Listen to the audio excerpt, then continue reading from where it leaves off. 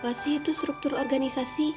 Nah, struktur organisasi ini mengacu pada pengaturan posisi dalam suatu organisasi dan hubungan otoritas dan tanggung jawab di antara mereka. Struktur organisasi selalu menjadi faktor penting yang mempengaruhi perilaku individu dan kelompok yang terdapat dalam organisasi. Nah, di sini terdapat jenis-jenis struktur organisasi yang diklasifikasikan di bawah kontinum umum yang berkisar dari sangat formal dan tradisional hingga sepenuhnya informal dan non-tradisional.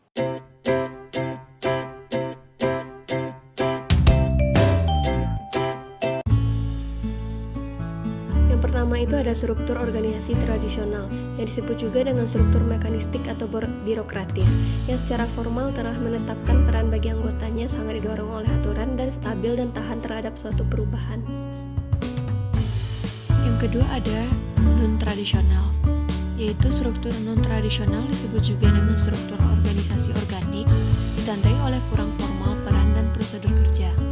Akibatnya, mereka cenderung agak fleksibel dan beradaptasi tanpa karakteristik hierarki status yang kaku seperti struktur tradisional. Penerapan budaya organisasi. Penerapan budaya organisasi diterapkan melalui teknik pengembangan organisasi untuk mendapatkan perilaku kerja yang diinginkan. Biasanya menggunakan prinsip ilmu perilaku dan prosedur yang membuat karyawan dapat meningkatkan kinerjanya secara lebih efektif. Teknik yang pertama adalah umpan balik survei. Teknik yang melibatkan survei terhadap sikap dan pendapat karyawan dan kemudian mengumpan balikan hasilnya ke seluruh organisasi. Ide karyawan untuk dapat mengekspresikan pendapat mereka dengan kuesioner anonim atau rahasia. Teknik yang kedua adalah kelompok pelatihan, merupakan intervensi untuk meningkatkan keterampilan komunikasi dan interpersonal karyawan melalui pelatihan. Biasanya dilakukan di lokasi yang jauh dari tempat kerja selama 3 hari sampai 2 minggu dengan melibatkan orang-orang yang tidak saling mengenal. Teknik yang ketiga adalah membangun tim, merupakan intervensi pengembangan di mana karyawan bertemu untuk membahas cara kinerja mereka dengan mengidentifikasi kekuatan dan kelemahan satu sama lain dalam sebuah perusahaan atau organisasi.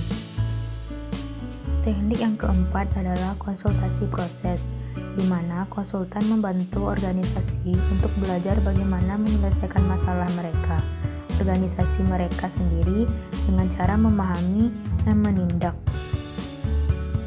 Teknik yang kelima adalah manajemen dengan tujuan, di mana bawahan bekerja dengan atasan dan mendiskusikan juga menetapkan tujuan kerja bersama. Teknik yang keenam adalah lingkungan kualitas, berupa kelompok kecil karyawan sukarela dari area kerja yang sama bertemu secara teratur untuk mengidentifikasi, menganalisis, dan menyelesaikan masalah pekerjaan. Efektivitas pengembangan organisasi. Banyak faktor yang membuat sulit untuk memastikan keefektivitasan pengembangan organisasi. Apapun teknik pengembangan organisasi yang diterapkan pasti lebih baik daripada teknik yang sebelumnya.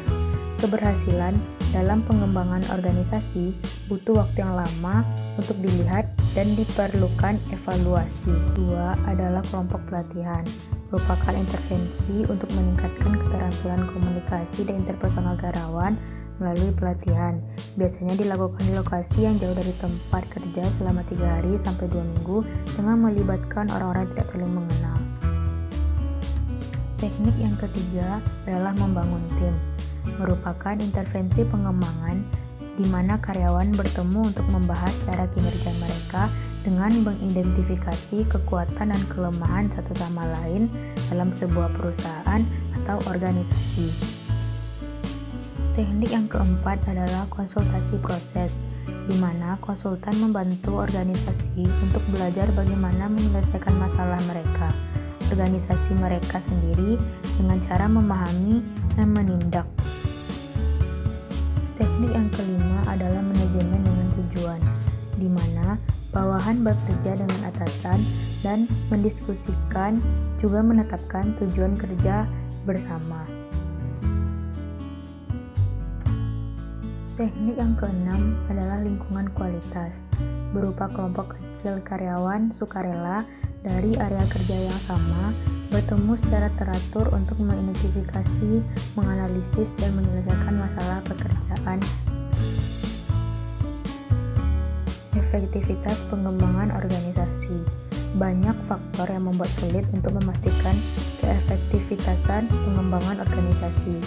Apapun teknik pengembangan organisasi yang diterapkan, pasti lebih baik daripada teknik yang sebelumnya. Keberhasilan dalam pengembangan organisasi butuh waktu yang lama untuk dilihat dan diperlukan evaluasi.